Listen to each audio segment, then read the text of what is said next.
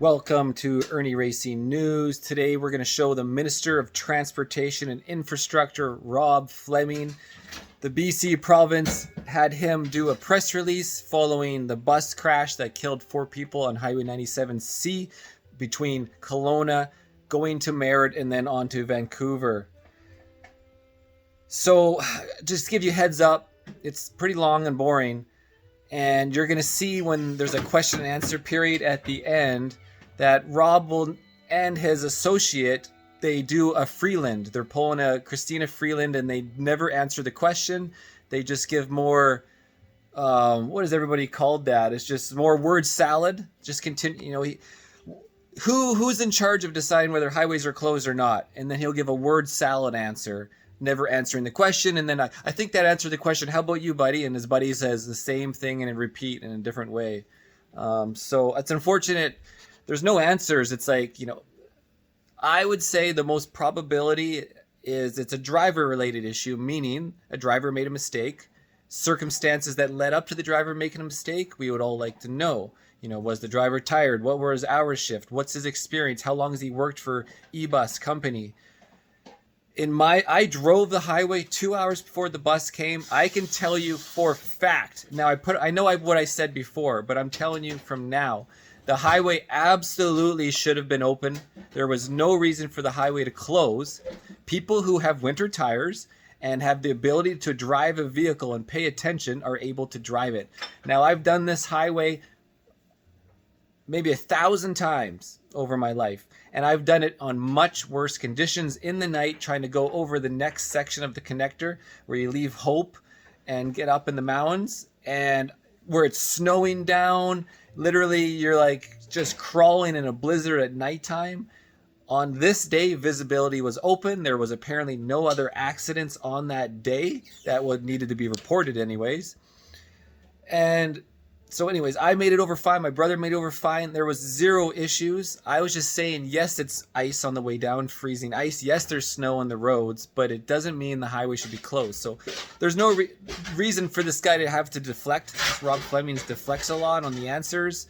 Just give us the information about the drive. We don't need his name. We just want to know what's his experience, how long has he worked there, how long has he been driving motor coach for what companies. Like, this information would give us an idea. Because we all know on the road, there's 99.9% of accidents are driver error. It's that simple. Now, was there a bus malfunction? We'll find that out in a thorough review and investigation by the RCMP. But so anyways, here's the 26 minutes. I'll try to cut out like when he's hemming and hawing. Yes, we're all very sorry for people's loss, but it doesn't mean you need to talk about it 5 times in the same video, Rob. Sure. Rob Fleming. Good afternoon. I'm grateful to join you from the territory of the Lekwungen-speaking people, the Songhees and the Esquimalt First Nations. Today, I'm here to talk about the impact of the latest storm cycle on BC's highways and about the tragic bus crash that happened on Christmas Eve. We were all shocked and saddened by that crash that happened on the Hwy 97C connector. Our thoughts are with everyone impacted by the crash, their friends, their family, and their loved ones. Premier Eby, myself, and our colleagues are extremely grateful to all the first responders and healthcare professionals caring for those affected by this horrific crash. It was an extraordinary effort that speaks to the selfless work of our responders, nurses and doctors who dropped everything on Christmas Eve to provide care to the victims of this devastating accident. Last Thursday, the Minister of Emergency Management and Climate Readiness, Bowen Ma, and I both spoke about the extremely serious weather event approaching the South Coast during the weekend. We urged drivers to stay safe and avoid unnecessary travel. And as everyone saw, the storm was significant. Snow, wind, freezing rain, and then rain again created challenging conditions on several highways and roads. Some key highways needed to be temporarily closed, and 2 key bridges, the Port Mann and the Alex Fraser, also had to be closed for several hours for safety reasons. In an effort to ensure that people could make informed travel decisions, we issued a number of travel advisories on the weekend, warning of freezing rain and other hazards in a number of regions in the interior South Coast and on Vancouver Island. On our highways, it was a challenge for our maintenance contractors to keep up with changing conditions, but they did a great job, and I want to acknowledge them for that. All through the weekend, Christmas Day and Boxing Day, and still today, these hardworking people have been pulling long shifts around the clock to deal with the winter conditions that affected most of our province. I thank them again for maintaining our highways during this challenging period of winter weather, and they are still out in force today where needed. I'd also like to thank the many drivers who heard our warnings late last week and avoided travel where possible. Again, I ask drivers to be fully prepared for winter conditions and consult Drive BC for regular updates on travel conditions. British Columbians were shocked and saddened when we learned about this tragedy on the eve of Christmas. This is a horrible situation at any time, but we can only imagine what it must feel like to be a family member of one of those who tragically passed away on our highways on the eve and height of the holiday season. I thank the many first responders and healthcare professionals who cared for those who were injured at the crash. Healthcare teams are supporting those impacted right through this difficult time. Healthcare workers throughout the region answered the call in high numbers to ensure that people could receive the urgent care they needed. We've set up a phone number so that families of those injured can get information about their loved ones that continues to operate. Emergency management provided emergency support services, including meals and hotel rooms for a number of travelers who were stranded in Merritt. We recognize that regardless of how people are recovering physically, this is a life-altering event to have gone through, and so we've made trauma supports available to everyone who has been impacted. The RCMP is continuing to investigate the accident. We will know more once they have completed their work. Since a commercial vehicle was involved, my ministry's commercial vehicle safety enforcement team is also conducting a post-crash investigation. I know how important it is for people to get the answers they need, and we will take the time needed to conduct thorough investigations to get those answers. What we do know is that our maintenance contractors were out all day on Saturday with 7 pieces of equipment along the connector, plowing, sanding, and salting the highway. The winter conditions on Hwy 97C on Saturday were not unusual for late December or for high mountain passes. A nearby weather station indicated low precipitation for most of the day in that region. Road conditions observed at the crash site immediately following the incident were within the specifications set by the ministry for winter road maintenance. There was a notice on Drive BC cautioning about the winter conditions on the connector throughout the day on Saturday, as well as on highway overhead reader boards at both ends of the highway. And there were no other vehicle incidents reported, thankfully, or observed on the connector that day. Again, I want to extend my condolences to the families of all those who lost lives in this horrific crash, who received this devastating news during the height of the holiday seasons when they were trying to get together and be with one another.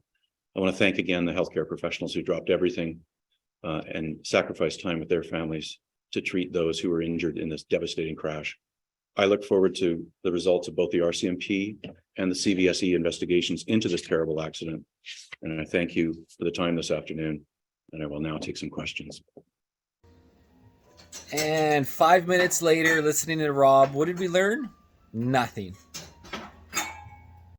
Thank you. A reminder to media on the line wishing to ask a question, please press *1 to enter the queue. Our first question today comes from Ben Milger, CTV Vancouver. Go ahead, Ben. Hi, I'm working on a different story today, just in terms of the amount of melt from the mountains and the precipitation coming in. Are there any concerns that we may see any slides similar to what we saw last November during that series of atmospheric rivers? Yeah. Ben from CTV, why don't you ask the questions about the bus accident? Because that's what this press release is about. That's why we're here. You have your own story you're doing. Well, take it on your own time. And anyways, what you should be asking is, how long has the driver operator been working for ebus? How long has he had a Class 2 license? And what other experience does he have with motor coaches? Of course, we're closely monitoring all the weather fronts that are headed our way and what we're observing in terms of high river volumes of snow melt. We have with us on the call today, Dave Campbell from the River Forecast Center. He may wish to touch upon the latest information there.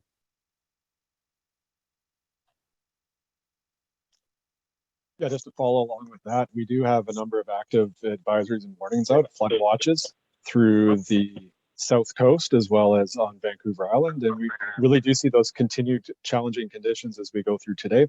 And we're expecting those are going to tailor off as we come into tomorrow and the weather settles down. So certainly the cumulative impact of that heavy rain, we've seen between 70 and 350 millimeters of rain since about Friday. as well as quite a significant amount of snow melt. And so that really is adding to saturated soils, and will continue to be a hazard as we go through, particularly this afternoon and into tomorrow. You have a follow-up, Ben? Yeah, that was good information regarding high stream flows and people staying away from the banks of fast-moving waterways. But I'm more thinking about the mudslides that we saw that washed out roads and highways. Unfortunately, some people last year lost their lives. Is that something that the province is looking at, is focused on as we deal with all this melt and precipitation? Yeah, what I can say is that this is exactly why we have regular patrols, both ministry vehicles and our road maintenance contractors, looking for those upslope conditions that could pose a hazard, which may lead us to make additional travel advisories or even road closures. I might ask from the Southern Interior region, Steve Sirrett, to also comment on the current situation in this regard. Yep, thank you, Minister. Yeah, certainly with this type of conditions, with the amount of snow we've had and the amount of rain that we're seeing, there is a higher likelihood of seeing rock slides and debris flows and those types of things.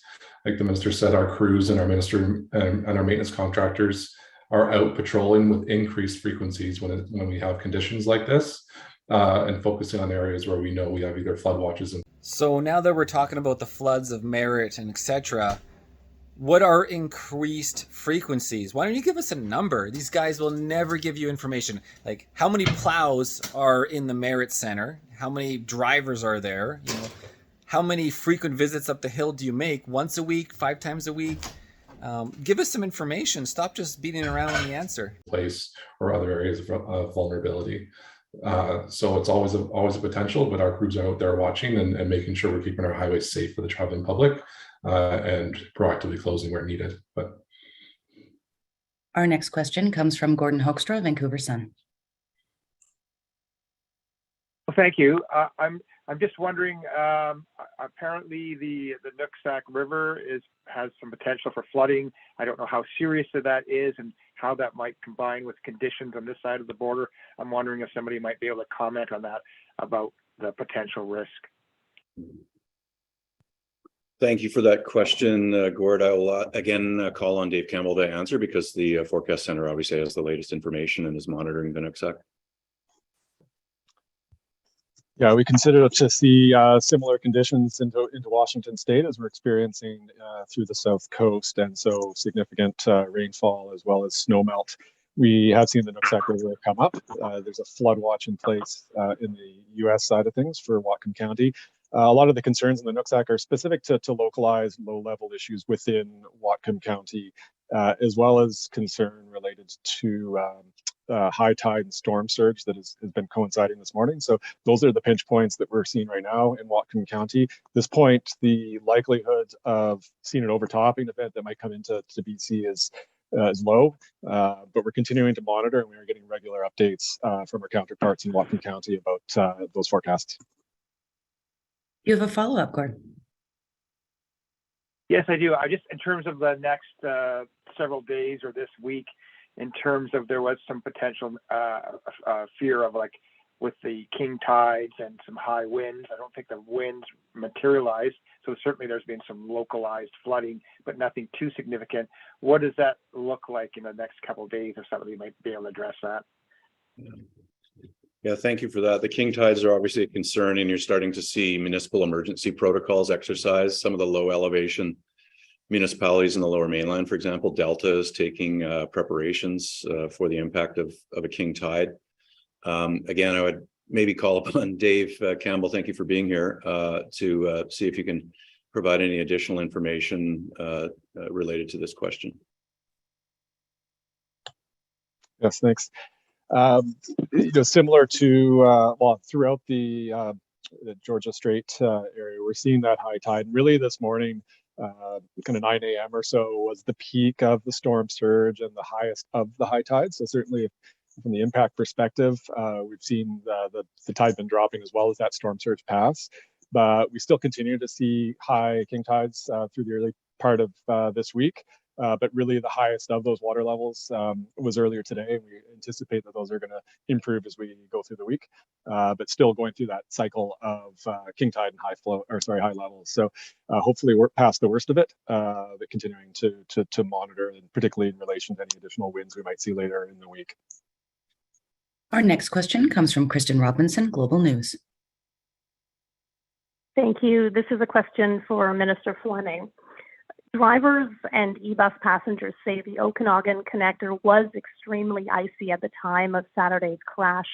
Why wasn't Hwy 97C closed, and who makes the decision to close highways in BC? Yeah, thank you very much for that question. Road maintenance crews were on site, plowing, salting, sanding the road throughout. They regularly report to the ministry about the conditions they're observing. The 97C is also informed by a remote weather station that also is predicting and monitoring ongoing precipitation, which was quite low throughout the day and including at the time of this tragic accident. There were warnings about winter driving conditions and using extra caution on that roadway. Some of the reports about traffic volumes on the 97C was that a lot of drivers heeded those warnings. There were not very many vehicles on the road, certainly a much lower volume than is typical. We asked drivers throughout British Columbia in advance of the snow if they absolutely had to drive to prepare their vehicles, making sure that they had proper winter tires and equipment, food, warm clothing in case they were involved in going off the road or being delayed or stalled. And British Columbians did heed those warnings, and we're very thankful for that. There were observations as well as of slushy conditions, but the highway was regularly plowed. During the day, it had chemical applications, abrasives applied, and salt was applied. Now, again, I agree the road was open and passable, but I didn't see any plow in the hour plus that I drove across around 4 p.m.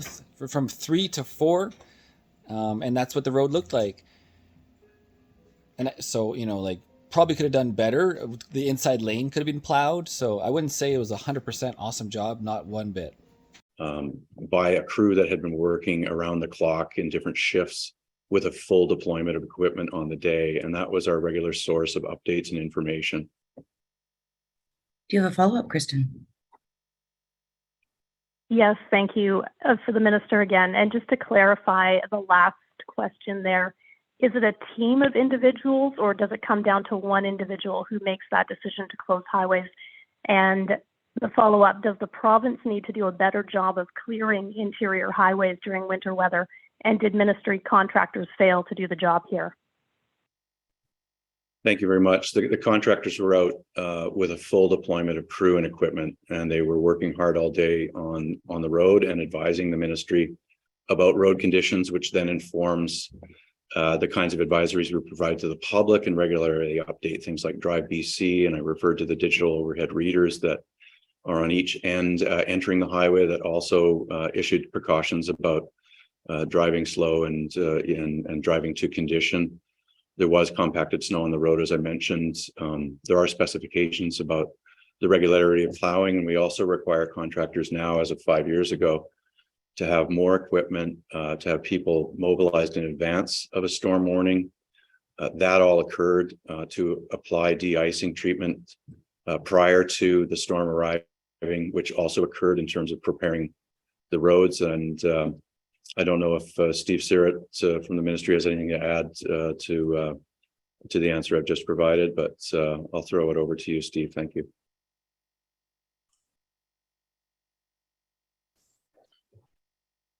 Yeah, as you said, Minister, our maintenance contractor was out in full force all day that day, and can confirm that the contractor was meeting the contractual specifications for that highway, and the highway was within those standards set by them. For our next question, we go to Rob Monroe, Info News. Hi, thank you for this. I'm just wondering how many people are still in hospital from that ebus crash, and as to what condition they are, and what's happened to all the others that have been able to get to their destinations by this time. Thank you.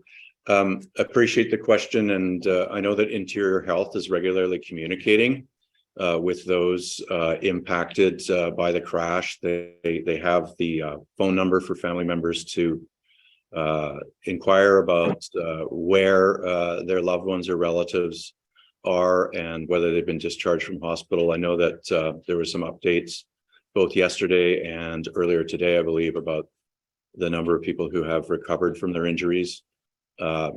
So we will be able to provide exactly those numbers to you at the conclusion of this press conference.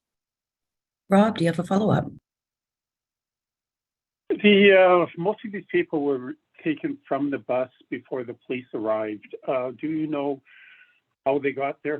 What emergency crews were there who were helping them just after the crash before police arrived? Yeah.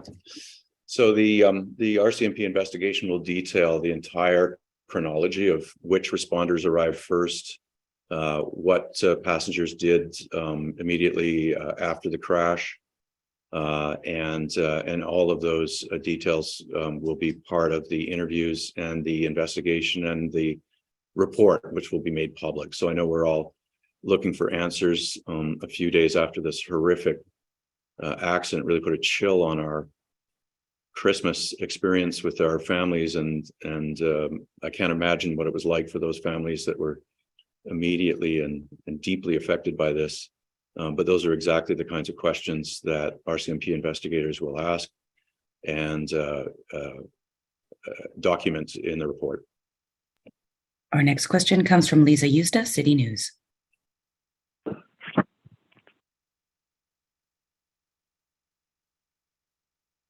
Lisa, are you on the line?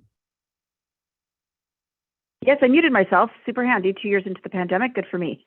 I didn't quite hear the response to Kristen's answer, or I didn't hear if you answered it, of who makes the call ultimately on closing a road or a highway. That's because Rob didn't answer the question on purpose. He did a word salad around the question. You know, and why? Why? Because I think we could all agree the highway was passable, but what we want to know is, why did the driver lose control? What did the driver say that happened, that he lost control?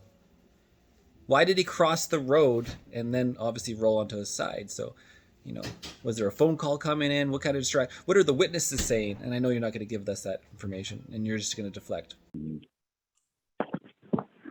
So I'm going to ask Steve to comment on the protocols, but as I mentioned earlier, it's those kinds of decisions are based on constant monitoring in the field, also utilizing data weather collection systems that monitors precipitation, and based on the fully mobilized crews that in this case were out there on this Saturday, plowing, sanding, and salting the roadway, that work collaboratively with our regional ministry staff. Steve, is there anything to add to Lisa's question about the decision-making protocols? Sure, yeah. So ultimately, between our maintenance contractor crews and our ministry staff that might be patrolling the highways and observing the conditions that we're seeing, we look at the weather forecasts and have a good understanding of what weather is coming into the area as well, and really get a holistic picture of just what are the conditions doing, what's the weather coming in, and how are conditions going to proceed over the next few hours. And if we feel that it's going to be in a state where it's no longer safe for the public to travel the route safely, then we'll make that decision to close the highway at that time. Do you have a follow-up, Lisa?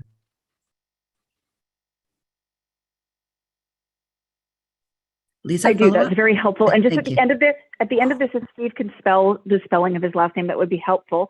One thing I'm wondering, Minister, I've heard from people who do training for school bus drivers that they're saying that the training for coach bus drivers is not as stringent as it is, say, for truckers, and it's not as stringent as it is, say, in other provinces. They mentioned Alberta and Ontario. And I'm wondering if there's any investigation or looking being done into what kind of training is being done for people who do this kind of long haul driving.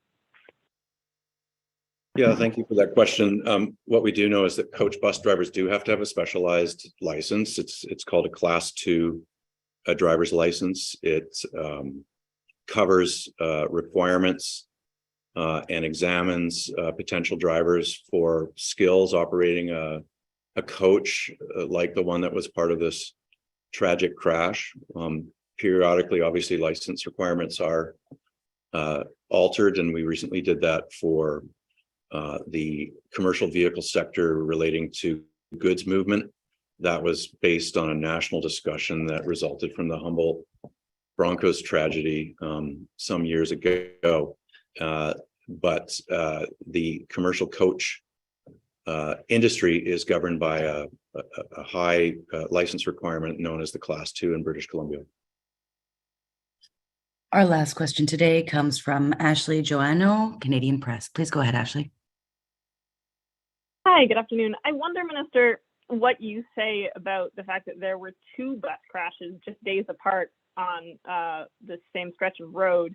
Is that, in your mind, a sign that the ministry needs to be doing something different in terms of caring for or maintaining that stretch of road?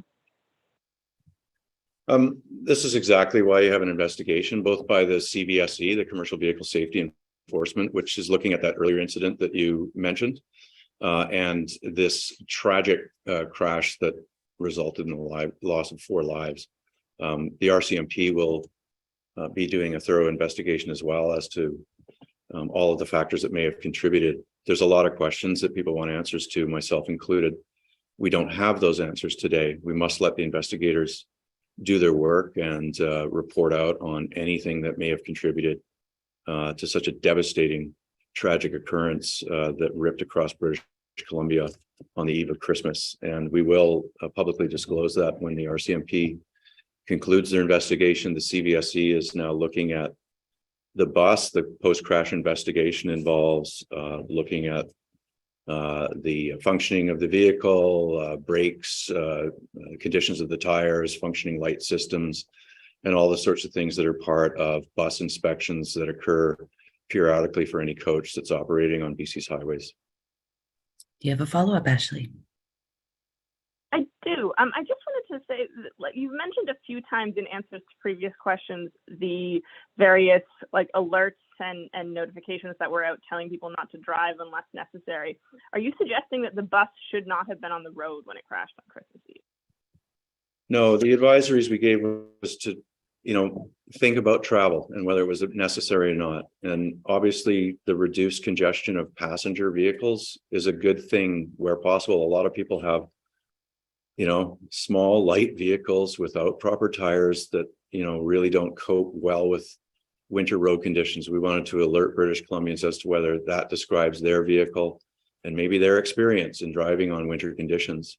Commercial vehicles involved in goods movement in the trucking sector, transporting people through the passenger coach industry are prepared for winter conditions. And, the advisory was to talk about the road conditions, which were winter conditions. And I think, there will be some parts of your question that are definitely part of the RCMP investigation into this tragic crash. Thank you very much, everyone, for your questions and for joining. That concludes today's media availability.